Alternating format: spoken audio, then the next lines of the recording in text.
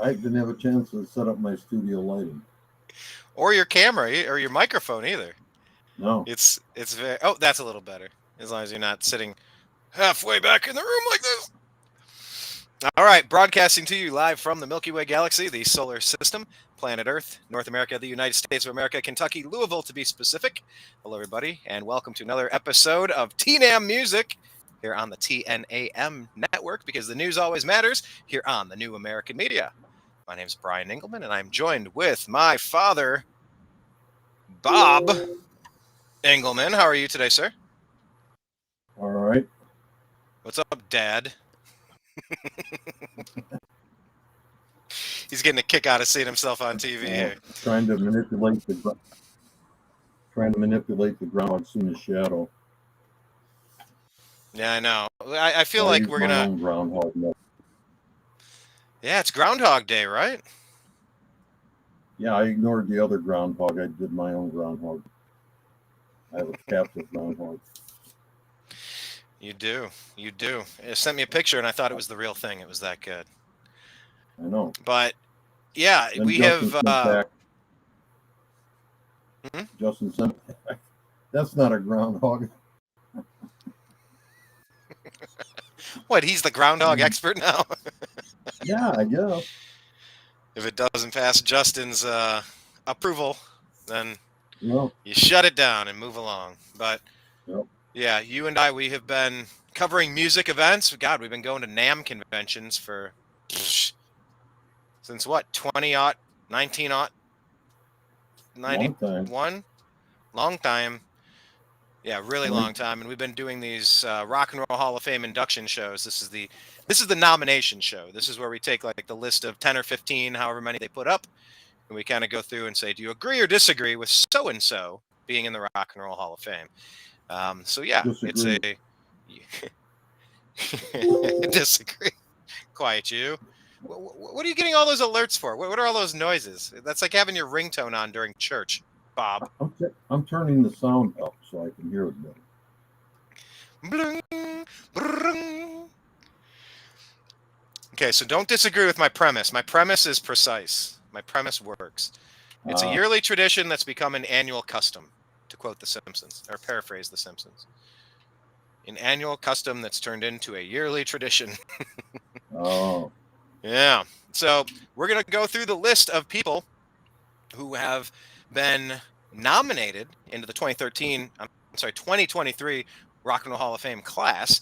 And we're going to kind of discuss, a little bit, tell us a little bit about them, a little stories when applicable, and confusion going, I don't know, I'm not super familiar with them. And at some point, if you're not familiar with them, like, what are you even doing being nominated for the Rock Hall? Like, you should kind of need to be an icon or some sort of really major mark on the industry. So we will discuss it now. And here we go.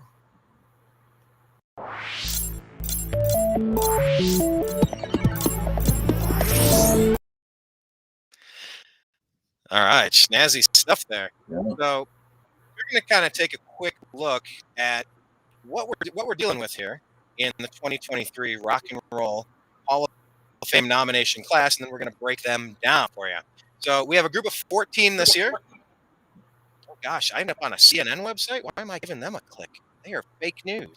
Anyway, we have Kate Bush, Sheryl Crow, Missy Elliott, Iron Maiden, Joy Division New Order, Cyndi Lauper, George Michael, Willie Nelson, Rage Against the Machine, Soundgarden, The Spinners, A Tribe Called Quest, The White Stripes, and Warren Zevon. So I guess maybe we could we could get started there, shall we? Wow, we have minimalized. I don't know. I didn't do that intentionally. But now we're looking at both screens. Kind of cool. We've gotten really small there. But yeah, Kate Bush. Dad, what do you know about Kate Bush? What do you think about our first nominee here? Absolutely nothing. Nothing? Don't know any songs by her. No. Well, there's a song that's kind of made a comeback. Probably her most well-known song. Let's see if I'm able to pull this up and just kind of play a moment of it. I want to get to the chorus because you might recognize the chorus. You might. I don't know. I gotta say, I don't really know much of anything from her other than this song. I think this is a really cool song. And I gotta like maybe only play clips. So I'm gonna try to. All right, we'll do it from here. We'll just do most replayed area. Here we go. Let's switch the computer screen here. I'll give you another page. On a bit of a delay. Apologies there. Oh, there we go. Okay, cool. That's how. So yeah, let's see if I can get you a quick listen. This is Running Up That Hill, because this song made a big comeback. It was placed in a contemporary. Oh shoot, it's playing. Hang on. I know, really well prepared, Brian. Here we go.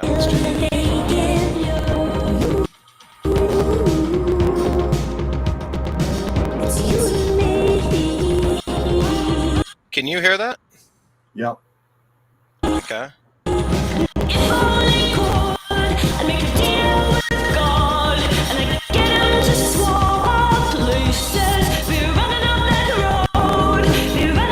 So this is the song.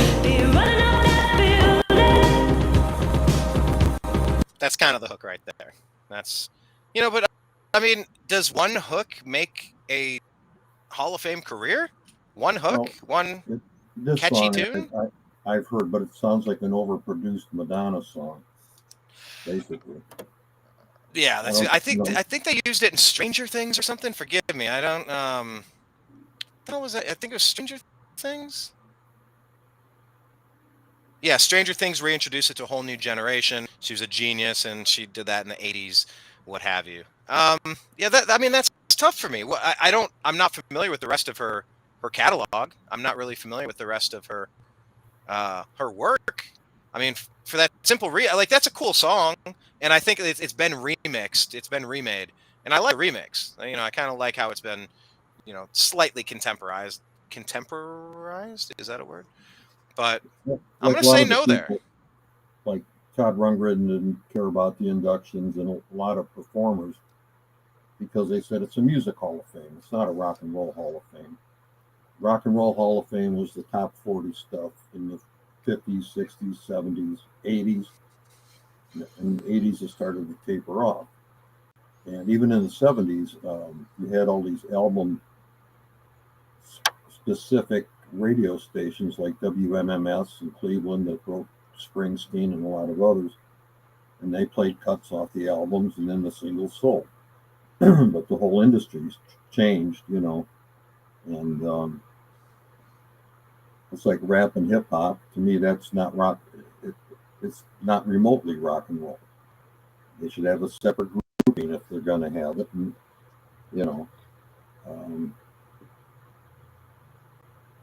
Warren Zevon is in this list, and he was mainly a sideman. I mean, he had, I think, 3 different, Werewolves of London and a couple others, but mainly he played piano for Linda Ronstadt, and a lot of others. As a solo artist, that if you took his total album sales, you couldn't compare to somebody like a Grand Funk Railroad who's not in there. And they were rock and roll. Late 60s on up. So, I wouldn't have nominated Warren Zevon. And Kate Bush, she should have enough material out to be a household name. And that's pop music. That's not rock and roll. That's elevator music. You're shopping at Macy's and that's playing in the background. You're going, stop it, stop it. And you ask the people working there, how do you put up with this? They go, I know they played that same crap over and over. You're not wrong. You're not. It definitely gives off Macy's vibes. I'll give you that. Madonna's over and done. I mean, she's just starting a new tour. What is she, 75 now or something? I mean, more power to her. Whatever. I mean, I read somewhere that Michael Jordan only made $90 million in his entire NBA career. And he made more than that off Nike. in 1 year. He made like 250 million off the Jordan brand last year. Just for his silhouette. Yeah. You know, so it's like as long as you can continue your career and get those top dollars, it keeps going up. Ticket prices keep going up. So yeah, I mean, any player that can squeeze a couple extra years at the end of their career, they're going to make more in those last couple of years than, you know, the rest of their career combined. But Yeah. yeah, I'll agree with you on that. I'm going to say no to Kate Bush. I think we already skipped ahead to Warren Zevon, but we'll see that when we get to it. Well, B to Z. Now we're gonna the head, the tail, and everything in between, like Jaws. Dun-dun. All right, so on Kate Bush, we're going to agree or disagree that she should be in. We are both going to disagree. Yeah. All right, cool. So there she goes. She's gone. Moving on to the next candidate, shall we?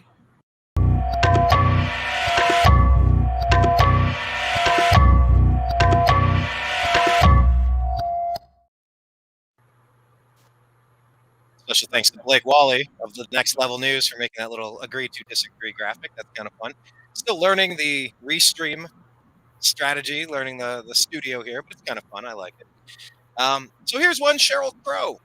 Sheryl Crow, I mean, uh, when you hear the word Sheryl Crow or the name Sheryl Crow, what do you think of? Ex-school teacher. I'm sorry, ex-school teacher? That's what she is? Yeah. I didn't know that.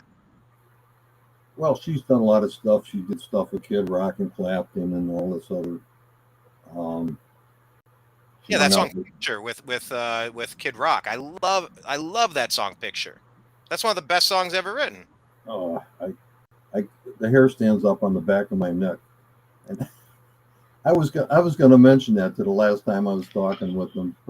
Fingernails down a chalkboard. But you don't like it. We started talking about Bob Seger instead.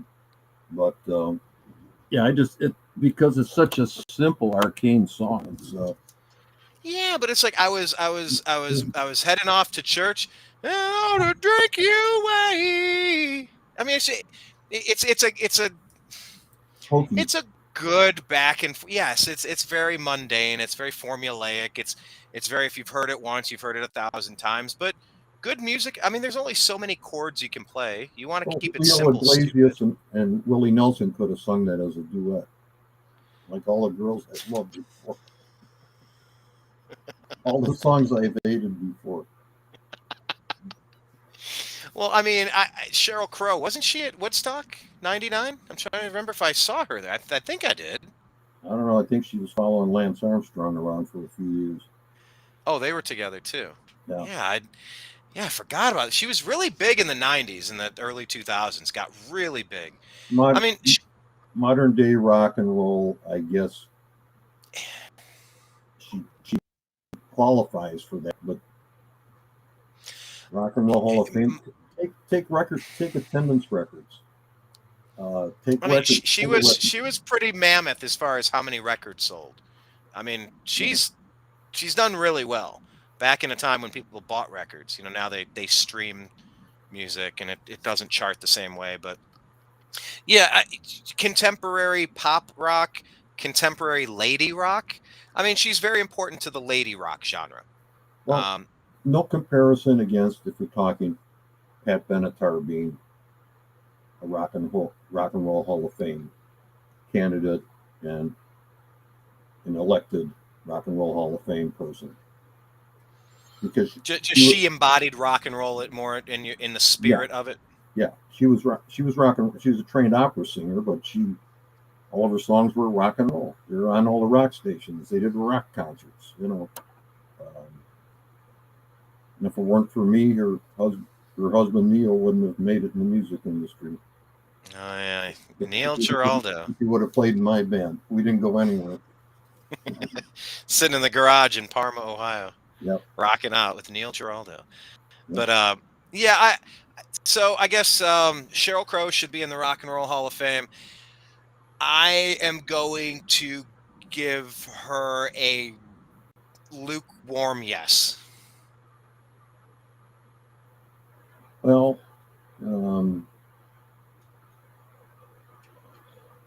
contemporary lady rock of the past 25 years, I think she's right at the top of the most important lady rock of the past 25 years. I mean, it's not Pat Benatar, like you said, but it's also not Madonna. It's she plays a guitar, she writes her songs, Yeah, she yeah. does play rock music. It's just, Her songs wussy rock music. they're contemporary rock to me. They're not They rock are and roll. light, poppy. Yeah. So what's your verdict? Thumbs up, thumbs down? I could have found other people that were more qualified to be nominated other than her. A marginal, yes. Okay. You had to get a little dig in there, just a little Oh yeah, just I a mean, little. yeah, I know. Like I said, it's a lukewarm yes. Like if it makes you happy, but these are like fun poppy. So she doesn't really embody the angst of the '90s. The aggression and the rebellion of the '60s and '70s. It's I mean, I don't know her whole catalog. I don't celebrate it all. Like Michael Bolton from Office Space, I celebrate his entire catalog. But why should I change my name? He's the one that sucks. Um, yeah, so a lukewarm yes. We'll let Sheryl Crow in just because we got to put a few people in each year, but let's not take it too far, shall we? All right, next person.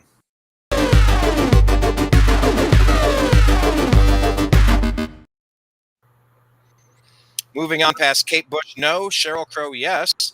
We have Missy Elliott. Elliott. So yeah, I believe she was on the nominee list last year, right? We discussed her last year. if so, it was highly forgettable. Um,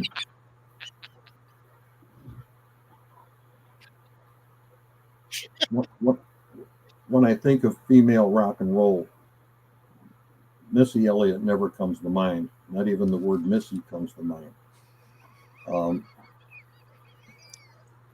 it's not the rock and roll genre. I don't know what it is. But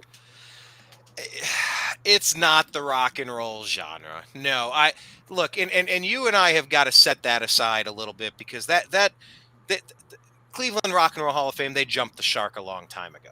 yeah, oh A yeah, long time ago. This has not been a Rock and Roll Hall of Fame no. ever, or since. I mean, they gave up on it pretty quick. Originally, I stopped going when they stopped letting just everybody in.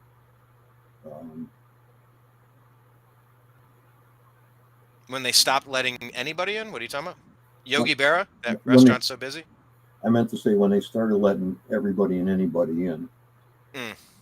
I stopped going. I was there for Metallica and Red Hot Chili Peppers and Jeff Beck and when he's inducted as a solo artist. And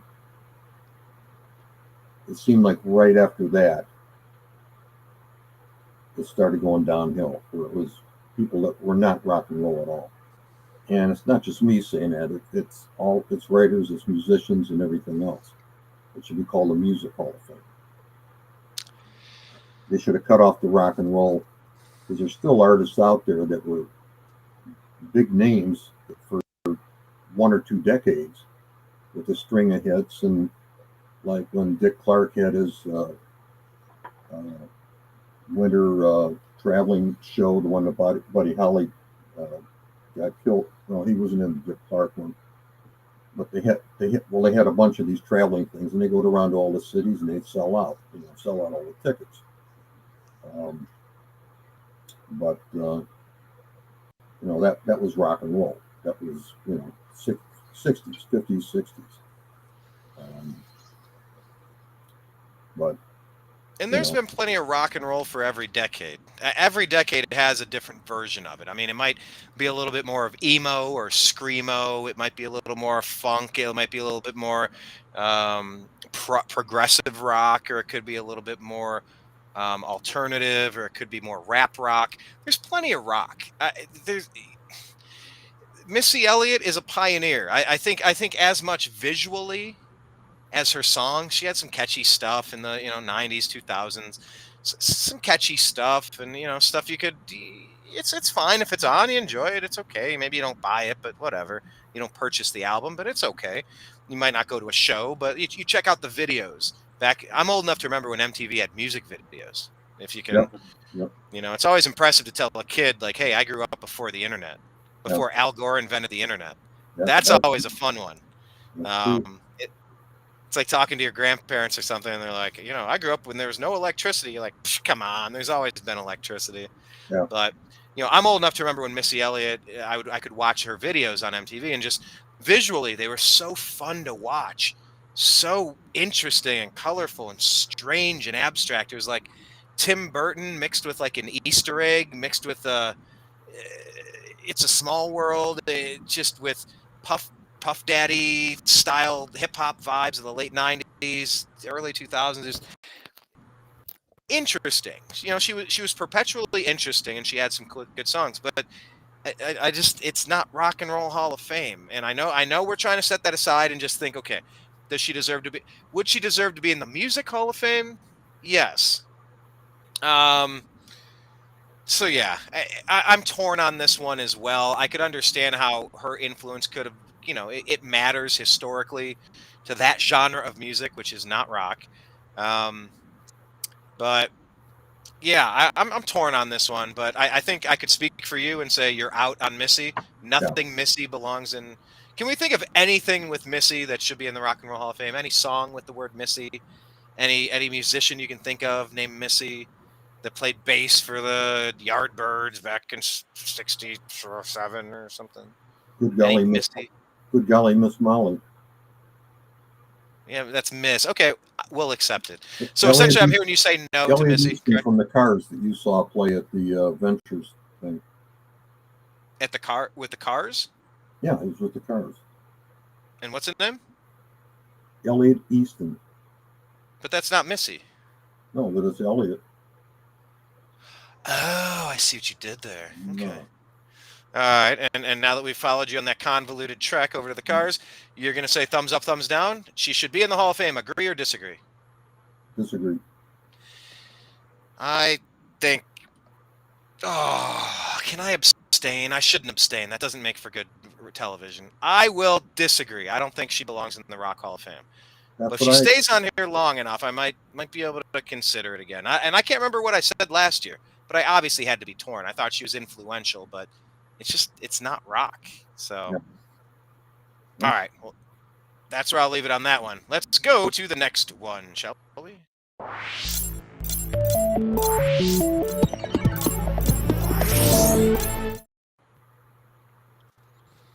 All right. Our next nominee for the 2023 Rock and Roll Hall of Fame is Iron Maiden. Dad, what say you on Iron Maiden? Well, heavy metal is in the Rock Hall of Fame. It's more rock and roll than Missy Elliott. Oh, I mean, yeah. I guess metal's an extension of early rock and roll. I mean, it's definitely under the umbrella of rock. Yeah. And you could say hard rock or metal. I mean, is Metallica rock or metal? They've evolved over the years. Hard rock, metal. Well, the metal guys moved from listening to Zeppelin and Grand Funk and everything into their style, which became hard rock. Radio stations complained Grand Funk was hard rock. That's why they didn't want the disc jockeys to play it. It was too heavy, too hard. Black Sabbath got some of the same treatment, and they were actually the founders of that form of music. So, of course, Metallica's in. They're one of the biggest names, in that. They were kind of trend setting as far as metal music. They weren't thrash metal, but they were still a metal band. They were thrash metal, like back in the Kill 'Em All days when they did the Garage Days and probably Kill 'Em All into Ride the Lightning. They were Kill 'Em All was pretty thrash. It was as fast as you could play to just kind of, and they evolved. Just what they were doing with two guitars at the same time, like their sound really evolved. And then, of course, through the 90s, 2000s, it became more traditional rock for Metallica, that is. And then I think after that, Death Magnetic and moving forward, they kind of went back to their roots, maybe to Master of Puppets or Injustice for All. But yeah, I'm a fan of that music. I'm a fan of that genre of music, that style of music, that timeline of music. But I gotta say, like Iron Maiden has never even been on my radar. Never. Well, I think for Iron Maiden, their marketing is more impressive than their music. I've never, Metallica has 20 hit songs, 10, yeah. mega, like some of the biggest rock songs, whether it's Enter Sandman or Nothing Else Matters, and One. Some of their stuff, it's iconic, it's global, it's catchy, it's sing along, it's universal, they're masterpieces. I never got into Iron Maiden, not once. I've listened to a lot of their stuff or some of their stuff. I didn't like it. Well, But the fact that Metallica's music wore me out. I'm still tired from chasing Kirk Hammett around a rotating stage trying to get pictures when he stopped. But I guess, you know, accepting metal as rock and roll, like I said, Iron Maiden didn't. I don't consider them a big headliner. They're not an auditorium or a sports complex headliner. You know. I think Iron Maiden is always great as a second or third name on a bill. If you're doing the arena Yeah. tours and like Korn with such and such and Iron Maiden, like as part of a lineup. Rob Zombie with Iron Maiden and Deftones, or Deftones and Iron Maiden. Yeah, No. like it works is like part of a 3-team bill, a 3-band bill, if you will. Yeah. And they're a good name to have on like a rock and roll festival. Incarceration is the what is that? The one in Columbus, the rock show. Well, it's They're the a same name. as They're a draw. it's the same as Jay Giles Band or Cheap Trick. They were always on a bill with a bunch of bands. They were never the big draw headliner, but they still sold tons of records and made tons of money. Yeah, they and were around. I think of Iron Maiden and I think of their brand. I can like see their T-shirts.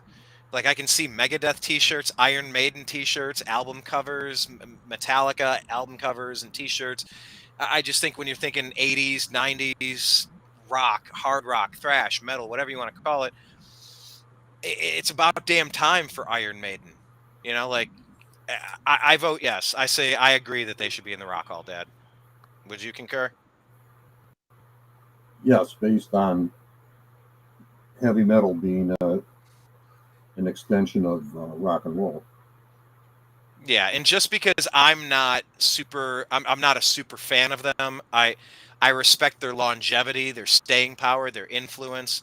This is in effect a lifetime achievement award.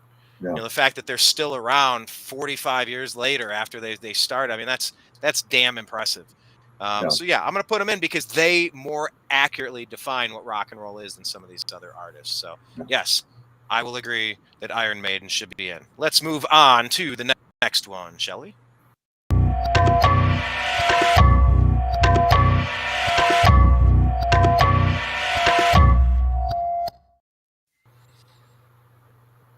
All right.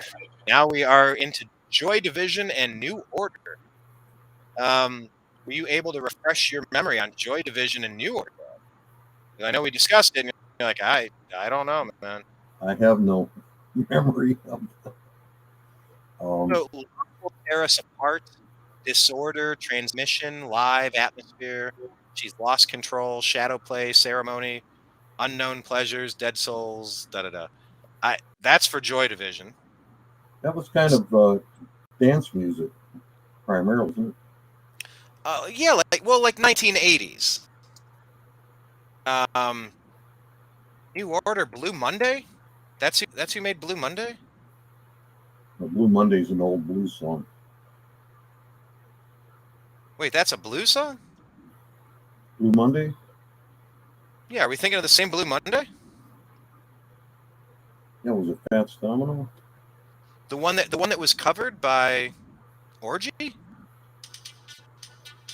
Yeah, you hear this song, right?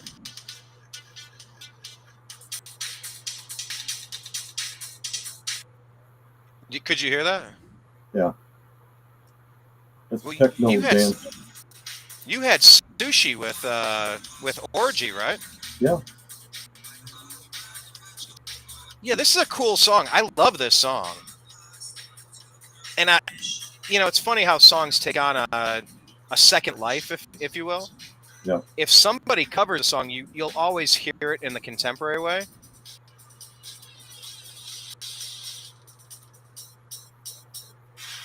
I love that part. Bum bum bum bum.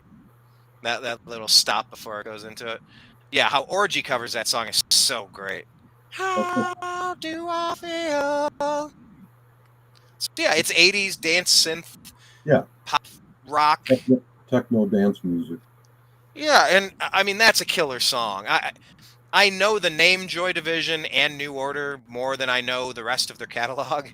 Yeah, Um, and I love the song Blue Monday. But if we're holding Kate Bush to those same standards, she has one, and I think it's a very good song. I know it's a Macy's song. It's a nail scratcher for you, yeah. nails on the chalkboard. But I don't know. I mean, I could see how Joy Division and New Order was important to rock in the '80s because it was pop rock. It was pop rock, synth rock, club rock, dance rock.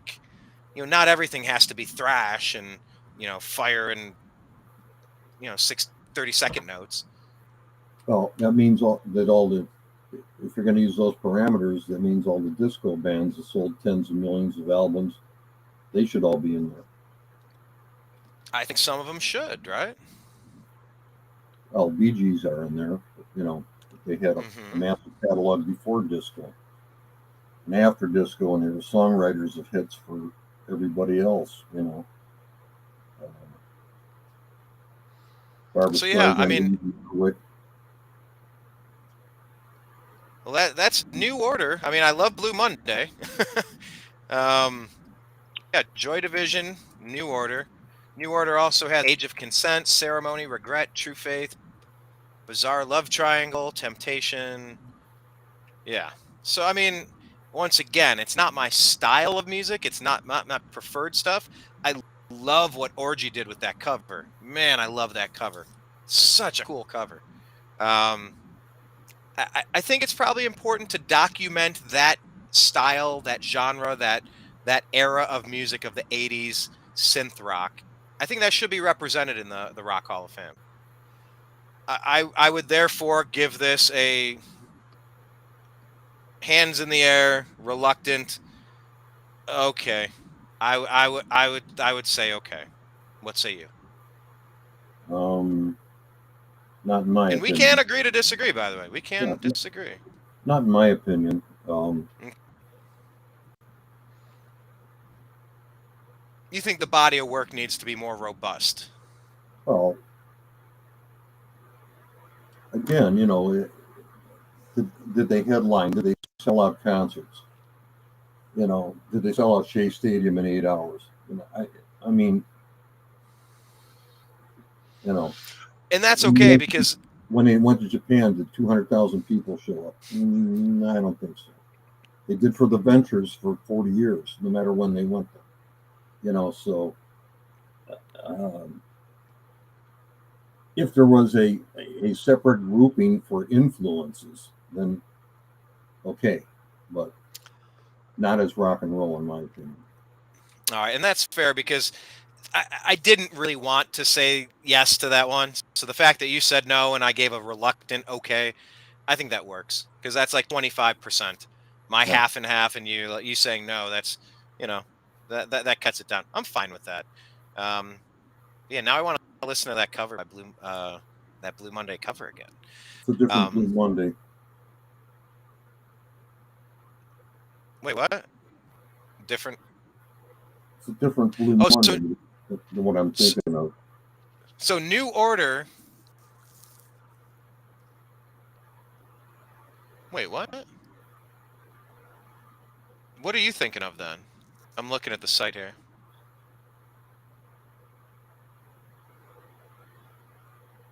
All right, what did you think of? A different Blue Monday? Yeah. The original. Okay. All right. Let's move on past them and move on to the next one. We got a few more left here, shall we?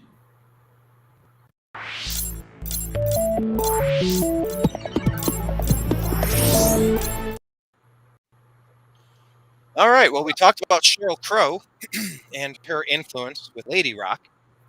And our next nominee is somebody who really, when you think of the 1980s, you do think of this artist. And this is Cyndi Lauper. Cyndi Lauper was a household name. She's still doing acting and commercials and stuff. And just when you close your eyes, you can see her. You can see the icon status that she has. Like she has a style, and that's what I was saying about Missy Elliott.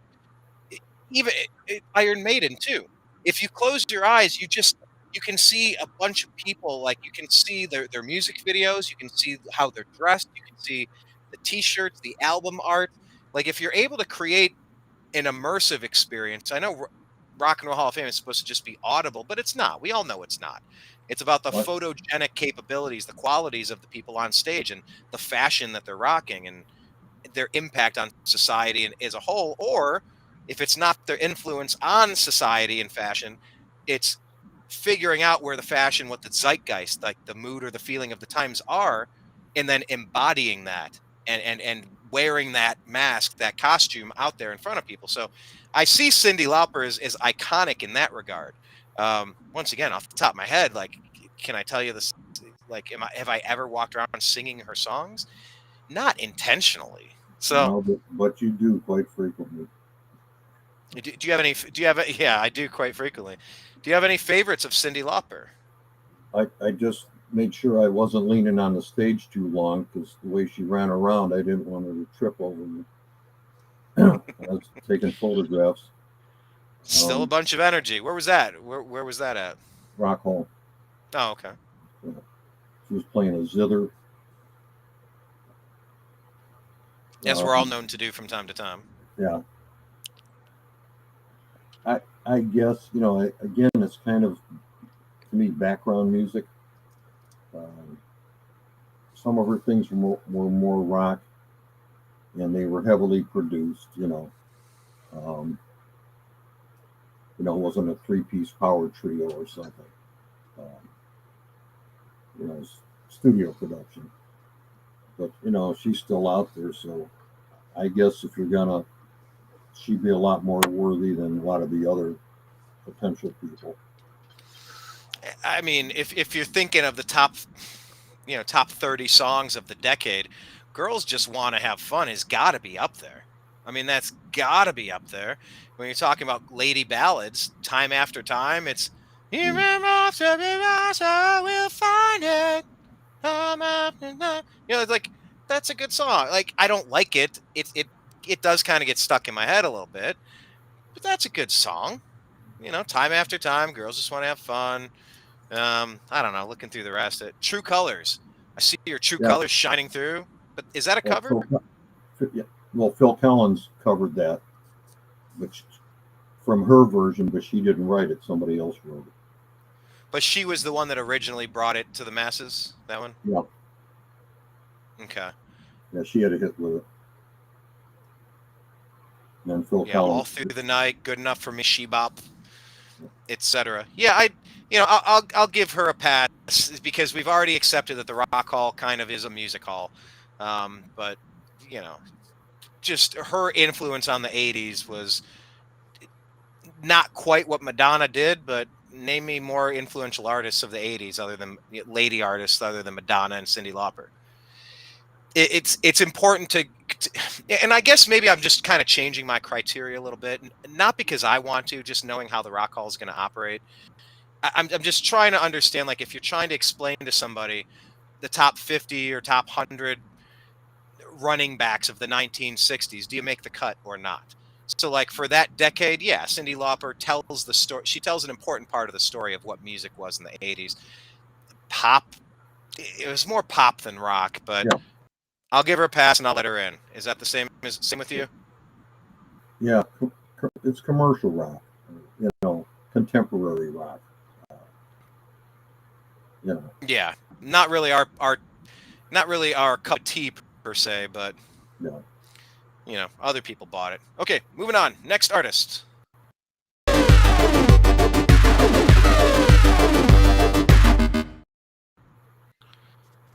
There's another one. I mean, the 80s are really represented this year. This is George Michael. May he rest in peace. George Michael, Rock and Roll Hall of Fame, Dad. What say you? I guess Wham didn't get nominated yet. Who would get in first? Would it be George Michael, other than Wham? Probably George Michael, right? Yeah, well, Wham sold a lot of records. They had a few hits. But, again, I consider them contemporary pop and not rock and roll. And George Michael, um,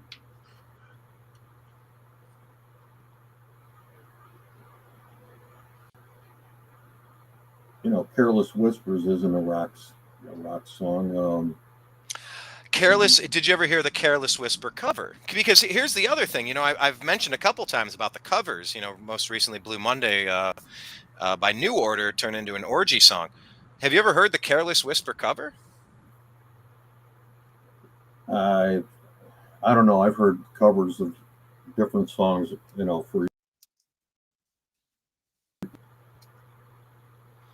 I'm trying to think. Is it Seether?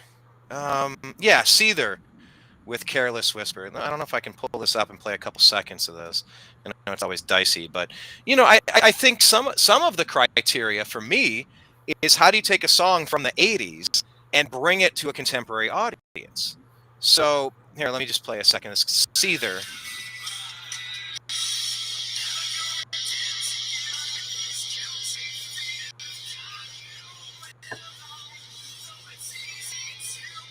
It translates really well. Like this could have been a 90s, late 90s, early 2000s song, and I mean, it kind of was. When did it come out? 2007. I think Seether crushes that song as a cover. I remember Caesar doing that because I hung out with him a couple times. Yeah, from glancing here, it looks like 2007 is when they came out with that one. And so, I Well, mean, that kind of spanned decades. It spanned genres, and it took a song. It kind of took it from nowhere into the everyday lexicon of modern musicians of a different generation, a different era. Now, here's another one. I don't know if you can hear this one. This is Limp Bizkit. Oh, I should probably do the screen share here.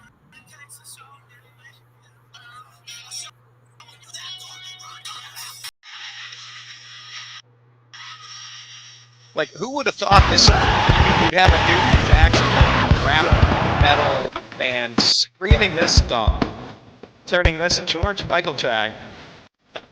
Because I've seen Limp Bizkit back in the day a bunch of times, and you would have thought it was Elvis Presley on the stage. You would have thought, like, when that song, oh, I guess it would be nice. Like when they showing you that door, because I gotta have like when that part drops. This is selling out arenas with the cover song from George Michael. So like 6 Degrees of Kevin Bacon, like that energy wasn't George Michael, but yes, it was. He wrote the track, and so like it I was, spanned into 3 generations later, which is interesting. I was going to say Faith was a rock and roll song. You thought "Faith" by George Michael was rock. Yeah, yeah. That, Yeah. that was one of the few actual rock and roll songs he did, other than ballads or easy listening music. Yeah, he's got "Careless Whisper," "Freedom." Oh yeah, "Freedom." "Freedom" was a rock song, right? Kind of, yeah. Pop rock. It's pop rock. Yeah. Because once again, I close my eyes and I can see the video and I could see, yeah, "Freedom" was a good song. "Last Christmas," that's a popular song. It's maybe not my favorite. I actually think, Dad, I think Ellie hates that song. I think every time that song came on when I was hanging out with her, she went ah and ran over and skipped the song. She couldn't stand that song. But yeah, I'm gonna say yes to George Michael. Um, I I think some of the songs have held up pretty well, and I mean he was as big a name as anybody in the '80s, '90s, and those songs are still being covered by popular artists today. So I'll say yes. What say you? Yeah, I agree. Okay. Any final thoughts on Mr. George Michael? Not really. Okay, cool. He started doing like lounge type music, or at the end there. So he drifted pretty far away from any type of rock and roll reference. Yeah. Yeah, late '80s, early '90s. I mean, he was kind of he was in the zone, really knocking out songs Yeah. for a while. But yeah, a lot of artists go different directions as they age. But hey, speaking of as they age, here's our next one.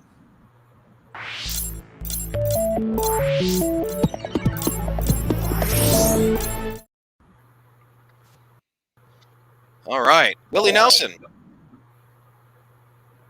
What's to say about Willie Nelson? I believe he's in the Country Music Hall of Fame. I mean, he has to be, right? And you Oh, don't have country music without acoustic guitars. I mean, it's it's a guy and his guitar singing a song. And whether it's blues or jazz or country, the roots of rock and roll, R&B, like it kind of all it, there's a lot of overlap there. well, back in the '60s, Johnny Cash was considered rock and roll. His records charted on the rock and roll charts. They were played on all the rock and roll stations. He was just a kind of like a crossover, country and rock and roll. Uh, Bobby Helms, you had a lot of these guys that were um, country players that got accepted by rock and roll radio stations. Could have been they got paid money to play them. Who knows? But Payola, baby, payola. Ring of Fire was played on the top 40 radio stations all year. Like every fifth or sixth record, it seemed like we were hearing it on some station. Um, so Johnny Cash, I guess Willie Nelson would be. But again, if you had a category for crossover and influential artists, he'd definitely be in that. And he's Yeah, written and just for other his people, but they were most of the hits he had, the songs he wrote for other people, they were country singers. mhm. You know, Well, I think the ability to write hit songs for other people is also a component. I think Rock and Roll Hall of Fame, let's just call it the Music Hall of Fame. I know, but I think like Prince, uh, he's the one that wrote "Nothing Compares to You," the Sinead O'Connor hit song. yeah, but So he wrote rock and pop stuff for rock and oh, of pop course, performers. of course. I'm just saying that a lot of these artists write songs that other people. We just said with George Michael, two of his songs have been covered by contemporary rock bands. Like, if you write good songs, other people will perform them, and then if that song lives, that's your child. Like that's your kid that's out there. That your song is breathing. That like taking flight right there. So Willie Nelson's turned into a cultural icon. Him and Snoop Dogg, nobody smokes more weed than those two, and it's turned into a bit of that rebel rock kind of stuff, and his issues with the IRS and whatnot. But like, yeah, I think Willie gets in. You can close your eyes and see his guitar. You can see his hair. You can hear his voice. You heard him in Wag the Dog, one of those great movies from the late '90s. If you recall that movie with Dustin, who was in that? Dustin Hoffman I and think Dustin Hoffman was in it. Anne Hesh and everybody, but uh, uh, uh, uh, geez, not Norm, Woody Harrelson from Cheers. Yeah. But yeah, I think Willie Nelson gets the nod. I will agree that he should be there. Understanding this is more of a country, but like the guitar and country music that qualifies as like country rock to me. I know it's more like country folk, country pop. It's not really aggressive and drop D tuning and double kick or anything, but that feels more like rock and roll to me. So I'll say yes. It's like, with the country stuff, it's you're gonna nominate Brad Paisley and Keith Urban and Toby Keith. I mean, where does it end?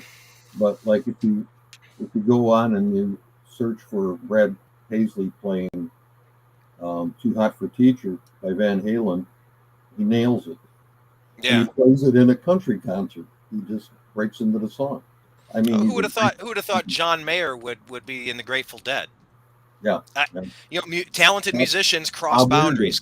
Bob Weir knew it. Yeah, exactly. But like if you write good songs, the good songs will live on. And I think part of it is just are you creating content that spans generations? Is it standing the test of time? Can you still listen to it? Like you said, you had the Macy's and you went, "Ugh." You kind of had, you cringe to it. So Willie Nelson, Yeah, I'll say yes. You as well? yeah, yeah. All right, Willie's gonna get in. Cool. Next one.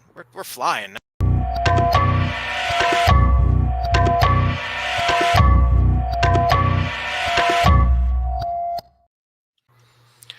All right, I'm going to skip ahead to this one because we can get rid of him. Warren Zevon. You mentioned him early in the context of saying, yeah, no. But for the people that are familiar, remind us who is he, what's he best known for, and why are you kind of not feeling him in the Rock Hall?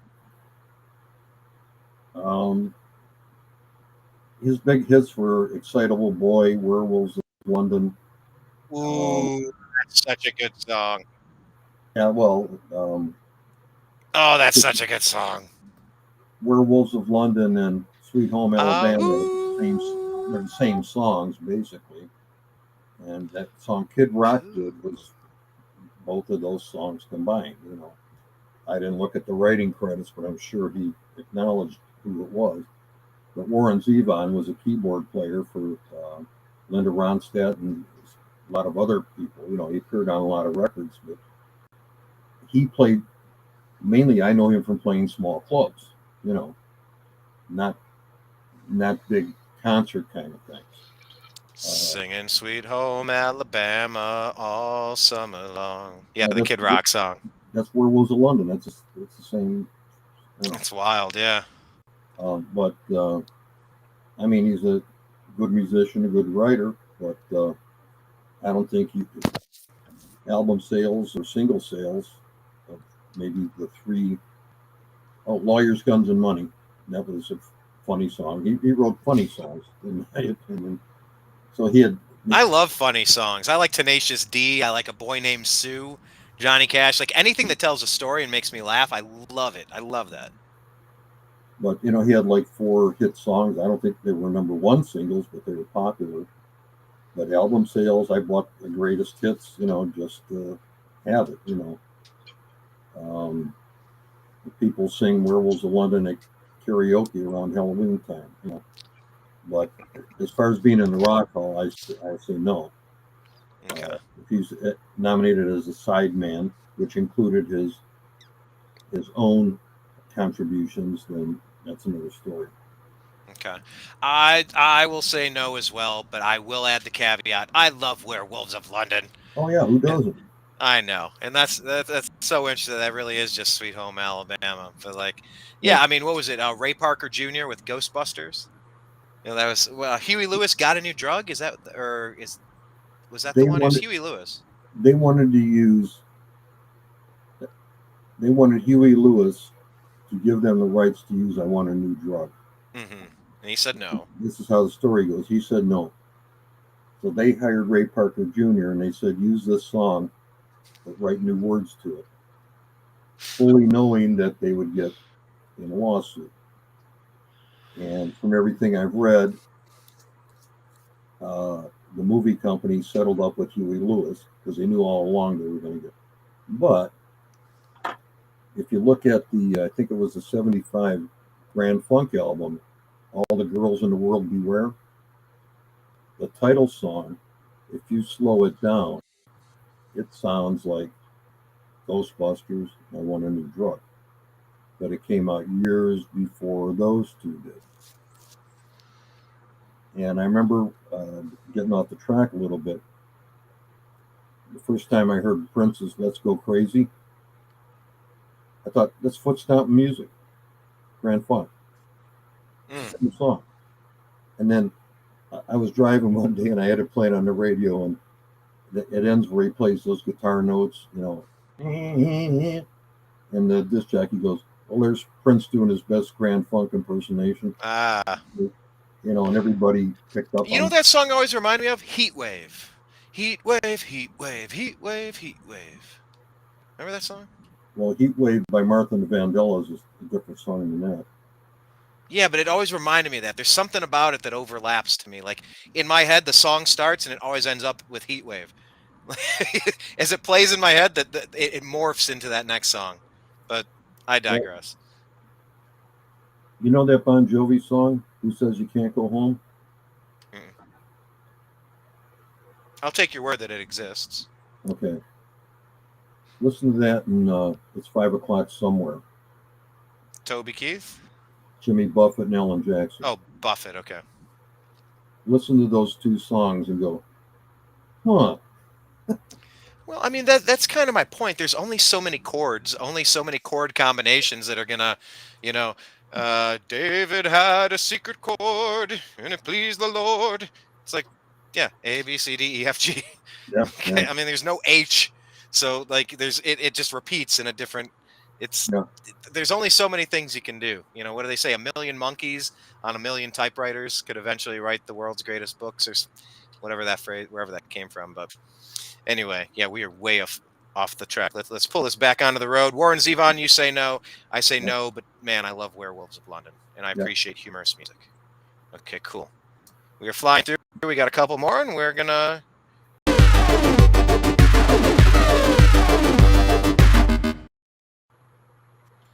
Spinners, no. What's that? I thought Spinners were coming up. We could, if you want to. You want to? Here, let's. I'll do White Stripes. No, you messed it up. Now I'm on to Spinners. All right. Okay, so now we're on to Spinners. What Name a say you? spin. I can't say I'm super familiar because it's not my generation. Oh, that was my generation, but name a Spinners hit song. What they have? Two or three? Name them. I can't. One of a Kind Love Affair, I think, was Spinners. Ask me Four Tops or Temptations. One of the big soul groups, or Marvin Gaye, or Smokey Robinson and the Miracles. But the Spinners were kind of they were somebody that appeared on Soul Train rather than selling out a big concert venue. I have I'll Be Around. I'll Be Around. Yeah, that was the other one. I couldn't think of it. Could it be I'm Falling in Love? All right. Rubber Band Man. Yeah. Working My Way Back to You. Love Yeah, Don't Love Nobody. Working My Way Back to You was a cover of the Four Seasons song, and I think the Four Tops did it too. Love Don't Love Nobody. Games People Play. Sadie. It's a Shame. Mighty Love. How Could I Let You Get Away? Yeah, those are a few. Yeah. All right, so you're saying no dice. No, I'd say look at album sales. Look at I didn't look up their span, how long they were performing as the same group, but I don't think they wrote their material. Okay. Well, if the resume doesn't, You named you Spinners named sold over. What's that? you named about 5 singles there that got a lot of airplay. It says they're from 1954. Philly soul, Detroit soul, doo wop. From the United States, from Ferndale, Michigan. Enjoyed a string of hit singles and albums during the 60s and 70s, particularly with producer Tom Bell. 1954 to present, the Spinners are still doing their thing. Well, That's 70 years of staying power. Obviously, different lineups and different people, but so be it. Okay, so you're just saying it doesn't make the cut, not today. no, it's like when they do those oldies reunion shows on public television. a version of the Spinners would be on there, but not the Four Tops or Temptations. They were a lot bigger draws. They can go to Vegas and play at one of the big casinos and draw people. And even though they didn't have the same people, usually they had one or two of the originals, But yeah, if you said Temptations or Four Tops or James Brown, somebody could come up with song after song. My Girl, Yeah, Ain't the Big, I'm Losing You, Wake Me, Shake Me, for Four Tops. But Spinners, it's like you got to scratch your head. Yeah, I remember a couple of those songs.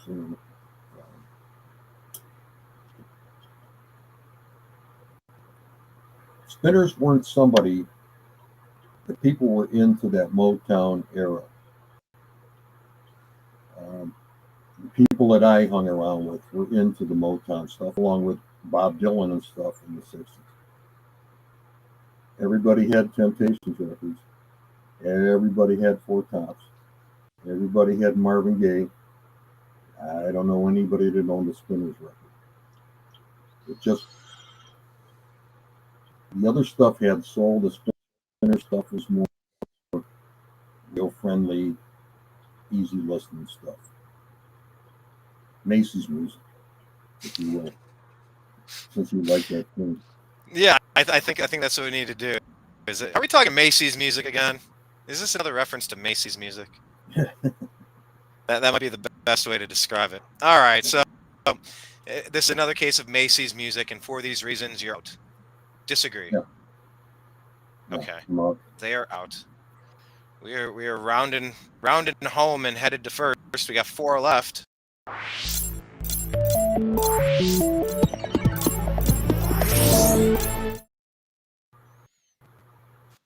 All right, so here's one. This is a Tribe Called Quest.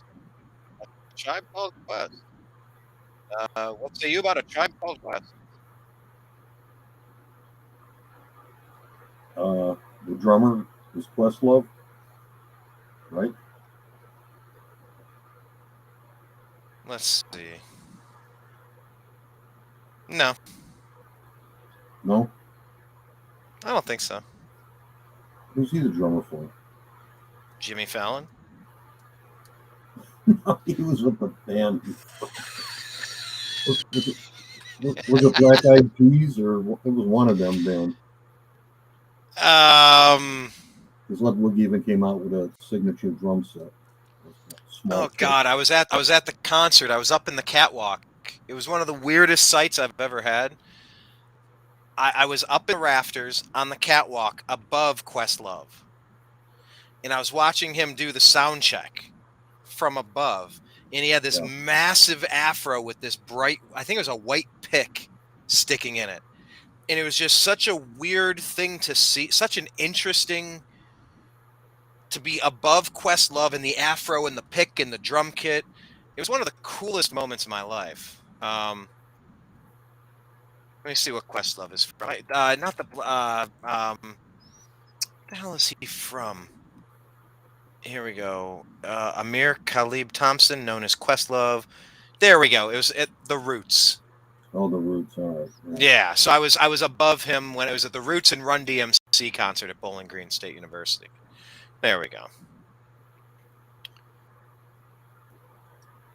So yeah, essentially you don't know too much about Tribe Called Quest. No, I know they're popular. Like people still buy their out of print record albums. So they do have a following. I was just never that familiar with them. They're not Okay, so they're not a top 40. Play it every other song kind of.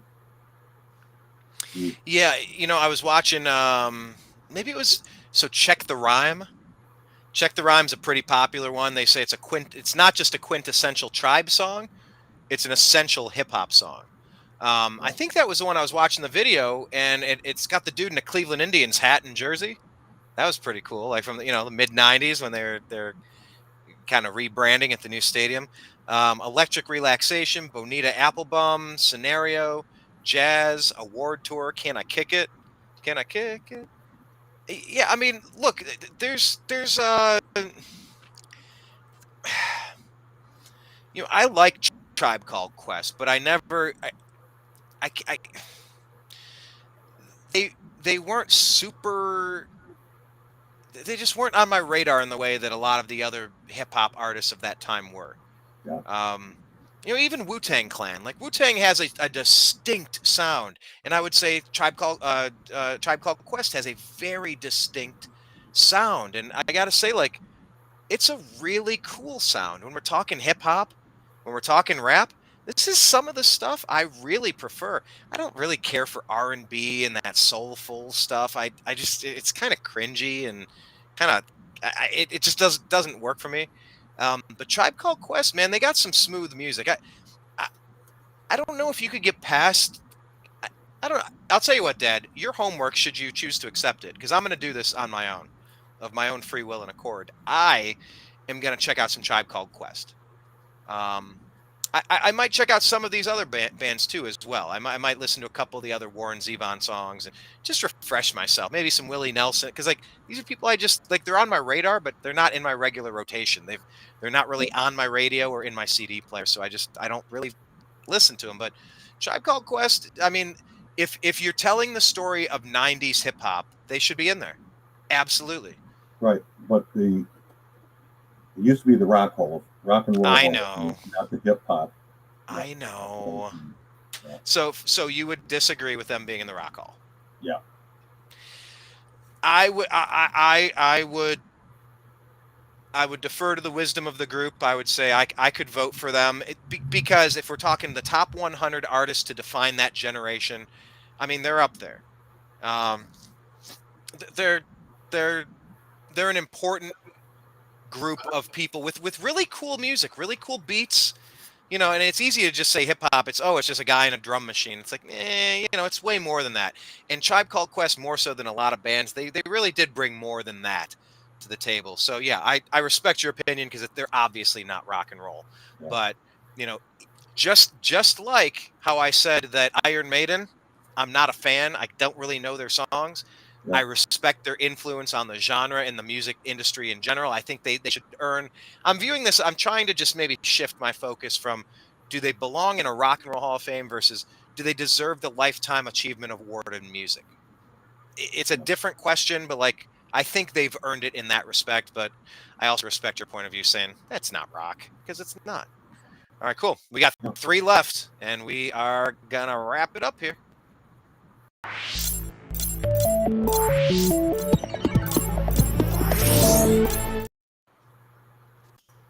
All right, this is the one kind of gave you the preview of, and then we took it away. We took it away. White Stripes. When I say the White Stripes, what do you think of this rock duo?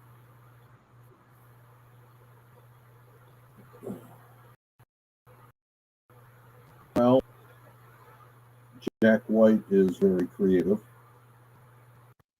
which isn't his He real name. is, and he's an actor as well. Name. Oh, that's not his real name? But no. Oh. And Meg White was not his wife's real name either. That was the name they used. I wrote a book on that. Remember, I just haven't published it yet. Well, let's publish that already. Come on, get on with it. What's in a name? Yeah. What's in another name or two? But he's real involved with the music industry, and he has that big record factory now in Detroit, where they're making vinyl albums and they're running 24/7 basically. Yeah, you're right. All state of the art stuff. So he's been good for the industry. Sure has. And they record a lot of groups at his studio. They record them live and burn them right to vinyl. But as far as the music goes, I thought the stuff was the stuff is interesting. It kind of reminds me of old surf rock kind of music, Mm-hmm. kind of like the Black Keys. You can hear stuff that reminds you of stuff in the '60s when you listen to it. Exactly, because he's a musician and he's one of these guys with like I don't want it to be too much of a I don't want to say this in too negative a light, but simplistic. I mean, Yeah, it's one guy and one girl. I mean, yeah, it's some of the most basic stripped down musical components you could have, but I mean, they've been doing it for so long. They have. I'm looking up some of the songs here. Fell in love with a girl. I don't know if this one will just play for a second here. I think. Oh, good. I think it will.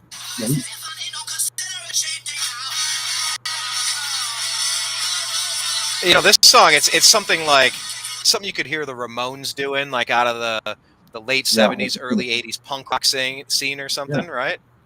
yeah. It's kind of fun. It's super catchy. Well, see, he's done a lot of different projects too, other than White Stripes. Dance repeated now. Okay, I really like that song. It's that's a fun track. What else is he in? Uh, is it Dead Weather? I I can't don't think of. I can't. I can't think of the other ones. know. We're gonna be friends. Is it this a cover that I believe that we are gonna be friends? Is that did they originally write that one?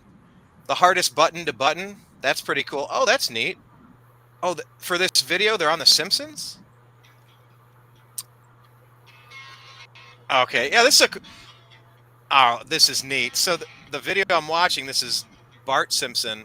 I should show you this. Well, I don't know how much I can show without getting copyright strikes, and I might have already ruined the show by playing 6 seconds of something to discuss it in context. But I digress. But yeah, this is all this is all The Simpsons here. That's kind of fun. But yeah, this song, the hardest button to button.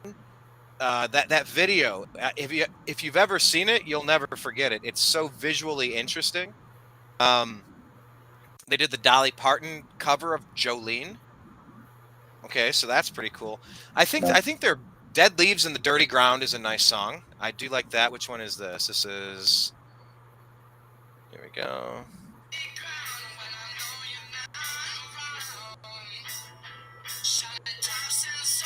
Yeah, this song easily sounds like something you could have heard in the '60s.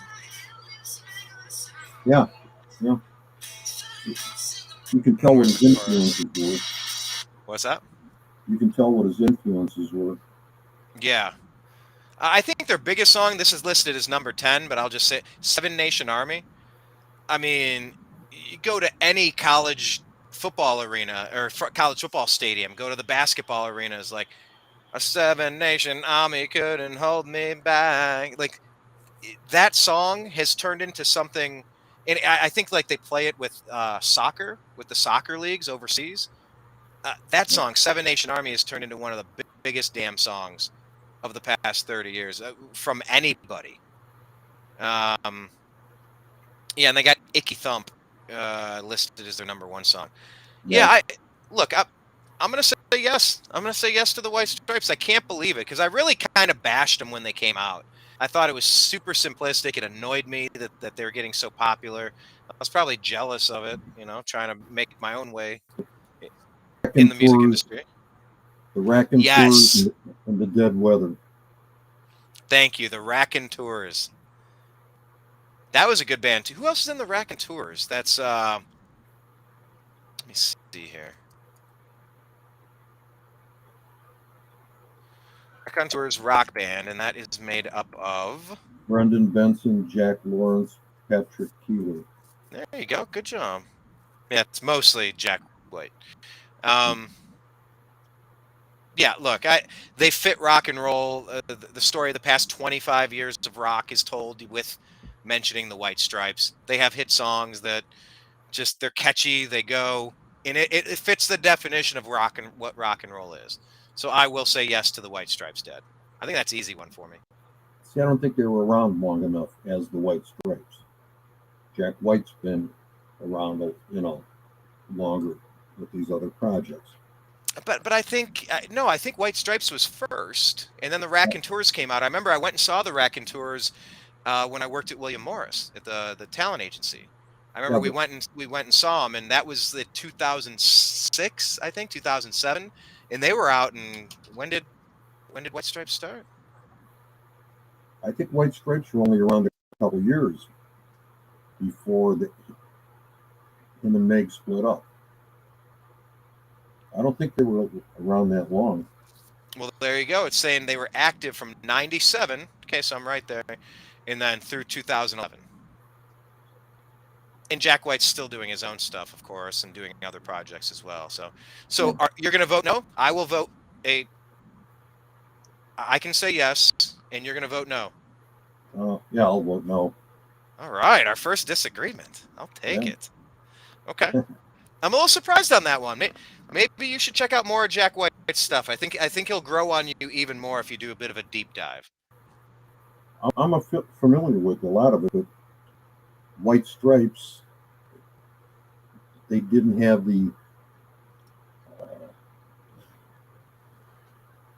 they don't have the history. They haven't been they weren't together like 20 years, or I mean, where they were consecutively coming out with stuff.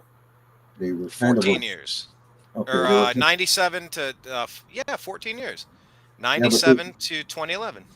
but they were probably obscure for half of that time, where people didn't even know who they were. Uh, Perhaps. I'm glad we got disagreement though. I'll take it. yeah, who's the We got next two one? left. Two Yeah. left.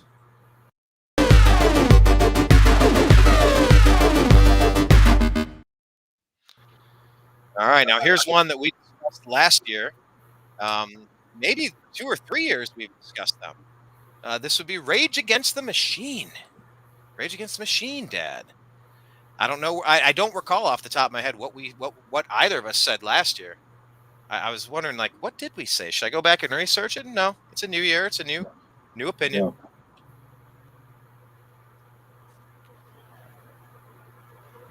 What do you Well, think about Rage Against the Machine? well, I kind of put them in a category with like Living Color, where they were an influential group. They had a lot of good material. Um, I think they developed a cult following though over the years. You know, um, I don't know how many albums or the album sales. They shouldn't have single sales. Um,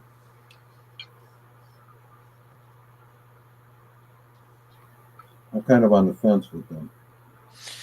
Some of the songs include "Fistful of Steel," "Freedom," "Bomb Track," and "Bomb Track" wasn't that the one that was used in the Matrix? Um, or am I wait? Hold on, am I confusing that? I seriously might have just had a brain moment. So Rage and Matrix. Wake Up. Sorry, that was Wake Up. I knew I didn't have that right. So Wake Up, that's the one that's used in The Matrix. Bulls on Parade, Killing in the Name, Guerrilla Radio, Testify, Sleep Now in the Fire, Bullet in the Head, Renegades of Funk, Wake Up, Take the Power Back, People of the Sun, Know Your Enemy, Calm Like a Bomb.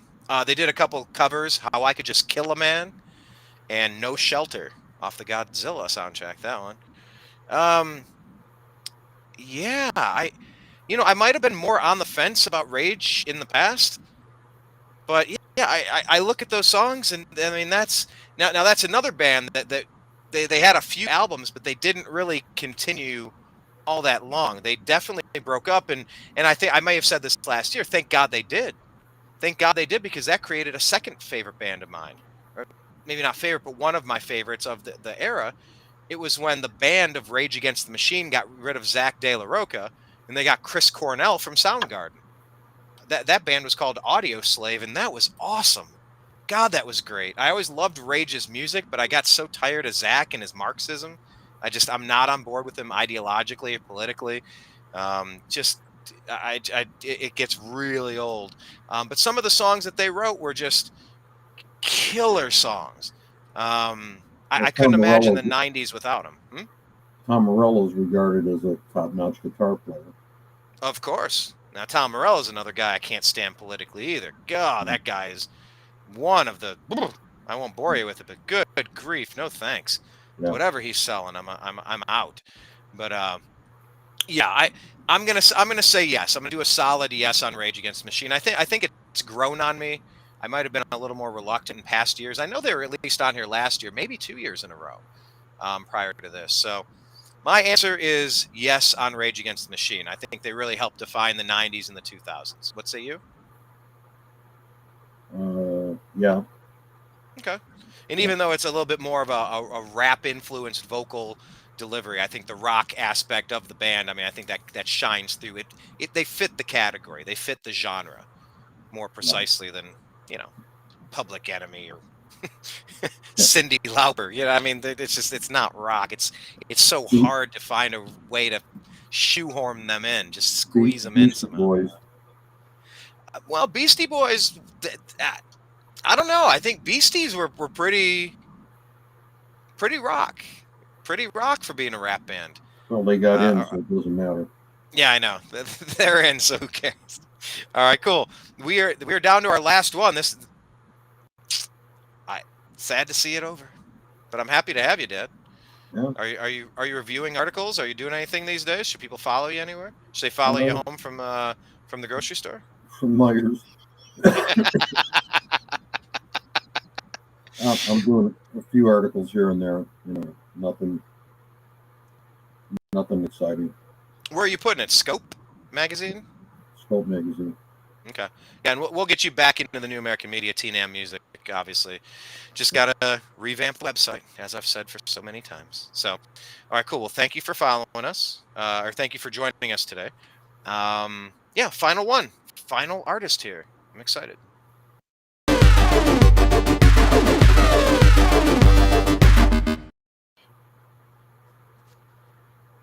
All right, I like the overlap. You know, I was talking about Rage Against the Machine getting the Soundgarden singer, and here we are. We're at Soundgarden. When I say Soundgarden, what do you think of? Black Hole Sun. Pretty darn good song. Yeah.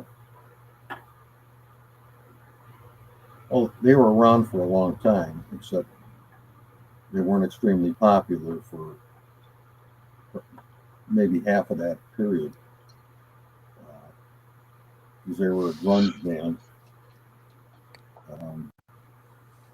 Here's when it had them active, from 1984 to 1997. Then they took a little bit of a break, a significant break, a 13-year break. Then they came back. I think that's when Audioslave must have been doing their stuff. And then from 2010 to 2018, they came back, and then some in 2019. And of course, Chris Cornell passed away, so there will be no more. It's hard to imagine a Soundgarden without Chris Cornell, of course. And Chris Cornell also voiced Temple of the Dog. That was kind of Soundgarden mixed with Pearl Jam and some other artists from the Pacific Northwest. But yeah, 84 to 97, but really they had a couple of releases. Louder Than Love, that was maybe when it started, 88 to 90. Bad Motorfinger, they had a couple of tracks off of that, Jesus Christ Pose and Outshined. That's a song that our band always kind of worked into the middle of Wait. And Rusty Cage, of course, Rusty Cage being a cover. But yeah, when they really hit, like when they peaked, then it was probably that album into Super Unknown. Super Unknown was Spoon Man, The Day I Tried to Live, Black Hole Sun, Fell on Black Days, My Wave. I mean, that was one of my favorite albums growing up, hands down. It was one of the greats. Soundgarden is a rock band. This is an easy one for me. I'll say yeah, because I just couldn't imagine 97 through 2010 without these guys. I'll agree. Yes. All right. Yeah. All right. Soundgarden gets in. We have done our due diligence for the world now. Now, if everybody would just listen to us, there'd be no problems in the universe. I know. That's what I've been saying for years. Now, who do you think is going to get in? Do you think that's going to be different from what we thought? you think some of these are going to disappoint you and go, ah, because usually what we do is we come back and we then discuss. Maybe we'll listen to a few more tracks and have a little bit more pre-production to kind of refresh ourselves, and maybe we'll come around like, well, I didn't think so and so, but I listened to it, and yeah, maybe. Well, it depends on if the media wants a big push on some of these artists. Right. If they got money invested in them, it always seems to have a bearing on the results. Money makes the world go round. Yep, I've heard that. And usually, and I guess probably getting into the Rock and Roll Hall of Fame will boost record sales. It'll boost downloads, right? I don't know if it actually does. I don't know if people relate it to anything that closely anymore. Now I know if an artist passes away, their sales go through the roof. That's guaranteed. Yeah. That's for sure. But yeah, I think there's a few I'd be okay having in here. I'm curious to see which ones we go, oh, come on, they really put them in? Yeah. But yeah, once again, it's as we wrap up the show, give the world your elevator pitch on why Grand Funk Railroad should be in, because they're the number one that you think should be in that is not in yet, right? Is there anyone else other than Grand Funk that you think should be in that is not in, like a classic that should have already been eligible, should have been elected the first time through? It took all these years for Ventures to get in after playing for 40 years. Yeah. That's crazy. They should have been a first ballot nominee, like first ballot. Yeah, and I was on their team, and I was on Grand Funk's team. And if you look at Grand Funk's gold and platinum album sales, and their single sales, and their attendance records around the world, how can they not be? And their album material was way better than the stuff they released as hit singles, But the record companies wanted to, release this as a single. It'll sell 1 million records, and it did, I mean, it was good stuff, but their album material is more complex than, some people go see the Grand Funk with Mark or Mel and Don and the three other guys, and they don't know the difference between the original band or not, That's sad. The covers. But they did open with Kid Rock, though. They opened for Kid Rock at select shows. It just wasn't with Mark. Yeah. Mark Farner. Or Craig Frost, the keyboard player. The bong rattling bass of Mel Shocker. Yeah. Now Craig and Don Brewer were playing with Bob Seger. We hung out with them when Bob Seger was playing. Yeah. The competent drum work of Don Brewer. Yeah. The bong rattle. The wild shirtless lyrics of Mark Farner. Yeah. Yeah.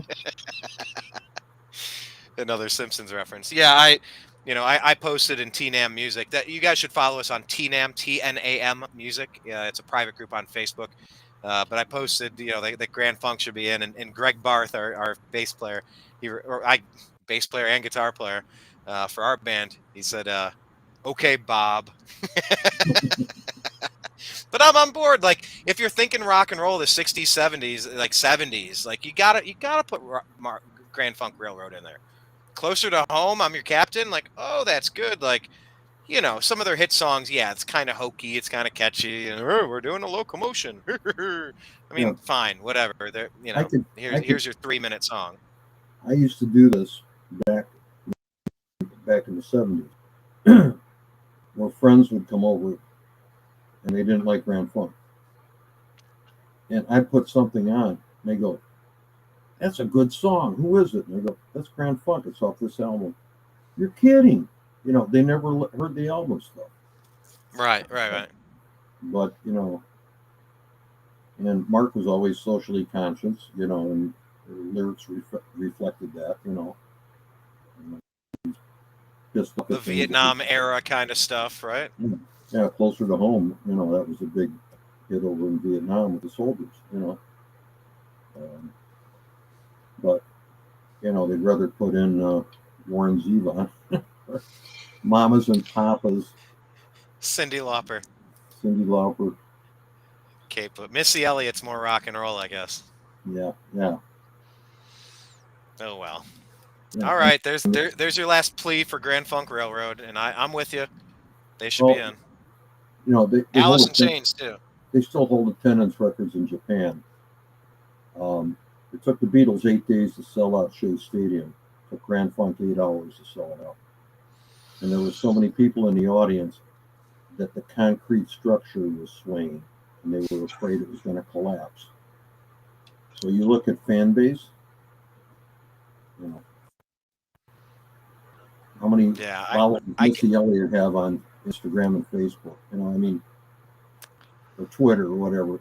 You know, it's like there's no comparison. You know what I mean? She was big in the '90s with those videos that played nonstop on MTV. But yeah, I mean, it's a little different. It's you know, it's like if there's 10 years of voting classes for the Hall of Fame, whether it's Rock and Roll Hall of Fame, Baseball Hall of Fame, Football Hall of Fame, you know, are you putting in one or two players? Are you like so selective? It's like you've got to be the best of the best, or you're like, well, you're a perennial all-star. You were there for 7 years this deck. You know, you got some solid numbers, and yeah, we got to put, you know, 8 to 10 people in every year, 100 people a decade, or 10 people a decade. So, you know, it's tricky. It's tricky, but I would support them changing their name. I know the Rock Hall is kind of what they're known as, but maybe they should just name it the Music Hall of Fame. I know Seattle did something, the Music Project or Music Experience Project or EXP, Experience Music, EMP. Well, Yeah, so maybe we should just change it to the Music Hall of Fame. And you could keep the Rock Hall, and you would just have rock in your Rock Hall, but it would be the Music Hall of Fame. You could still call it the Rock Hall. Yeah. So, I don't know. It's been a while since I've been there anyway. Should probably go sometime soon. All right, cool. Well, Bob, Dad, thank you very much. Yeah, I'd say so go to youtube.com/the New American Media. We have like shining some light on the subject. Excuse me while I illuminate this situation. Illumination in progress. Excuse me while I do the boogaloo. Yeah, you got to get a few of these. I don't know, the electric boogaloo. Yeah. Boogie woogie woogie. All right. I think the band that did the electric slide should be nominated next year. Well, electric. What was that? The Electric Fantastic Avenue. Voyage. Didn't Coolio take the electric slide and turn it into? Come on, y'all. Let's take a Fantastic Voyage. Slide, slippity slide. Come on down the ride. I don't know if that's the same song or not, but like I said, I get multiple songs that like cross into my head, and they start off with one group and they turn into another. I don't know if you've ever seen this, but there's a Chris Cornell. We were talking about him in Soundgarden, and not Temple of the Dog and Audio Slave. Thank you. He did a cover. So he did this whole tour, and I should have went to see him. I regret not doing it. He came to Los Angeles when I was there, doing an acoustic tour, and he does a lot of covers and stuff, doing Nothing Compares to You, you know, Sinead, Prince song, and it's so awesome. But like he does one song because he says, I wanted to play One by Metallica. Or no, I wanted to play One by U2. And so I looked it up on my computer, but the most popular song called One was by Metallica. He goes, so I just kind of started playing with it, and he does this version where he plays the U2 guitar, and he sings the Metallica One lyrics over U2's One. So he put two ones together into one, and then by the end he like brings the other verse. It's so neat. If you get a chance to check that one out, big fan of that. There's a song One by Three Dog Night too. One by Three? By Three Dog Night. Yeah, One by Three Dog Night. One is the loneliest number. Yep. All right. Well, thank you so much. I appreciate you coming in, and yeah, we'll jump back in. How long does it take when they do the nomination? It's like a month or 2 months. Like it's pretty quick once they do the nominations. I'm not sure. They said the fan vote is gonna have some effect on it. You know. Right. But I quit following it a long time ago. Yeah. Well, I appreciate you humoring me to come in and talk about some of these people that I'm not as familiar with. It's definitely appreciated. And yeah, maybe we'll come back again when we whittle this down to just the best of the best. Like when you're just in a closing comment, when you're saying about these ones that influenced rap and hip hop and soul and all this, well, that's why Parliament Funkadelic are in there. Mm. They were that. They were soul. They transferred into funk. They just kept going. They had pop songs. Atomic Dog was played in every bar. Yeah. I mean, they for years they carried on, and you got to see them live. And how can you fit 40 people on stage unless you're them? That lady on the roller skates, that 10-year-old Brandon Niedermeyer. Remember that little kid? Yeah, yeah, I wonder where he's at today. Jeez, that was so many years ago. Yeah, that was yeah, at a NAM convention we went to in Anaheim. yeah. You want to go to NAM this year? I sent in the application. I'm approved, but I don't know. Okay, so that's not a no. I thought it was going to be a straight up no. Uh, Well, 90. if that's a maybe, I think I'll say maybe too. Well, we'll talk about it later. All right, we'll do that. Thank you for joining me, Dad. Appreciate All you. right, all right. Shimon, Love, peace, and happiness. true dad. Take care. All right, bye.